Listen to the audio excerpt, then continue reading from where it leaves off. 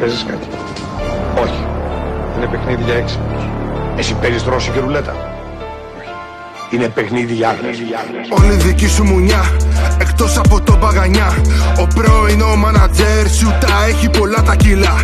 Ο Θεός δεν σου έβαλε αρχίδια, ευτυχώς όμως σου δώσε φρύδια. Αδερφές τα έχει κάνει τεράστια κι χωράνε μεγάλα μπουνίδια. Είσαι όντως πολύ γνωστός, μα από φωνή είσαι χάλια. Παίζεις παντού ολόχρονα, κυρίως στα καρναβάλια. Πολλά αρνιά έχεις για ακόλουθους κι εγώ μοναχά λίγους λύκους. Δεν κάνω τι σε κανένα ράπερ, κάνω τι στους μυθίκους. Θες να γαμίσεις τους ράπερ, ακόμα τρέχεις. Είσαι ο καλύτερος ράπερ, ακόμα τρέχεις. Πρώτος στην γρηγοράδα, ακόμα τρέχεις. Έμαθα όλη η Ελλάδα, ακόμα τρέχεις. Κάω στην σέντρα κομμάτια, σαν fighter UFC. Άμα με δεις θα γίνεις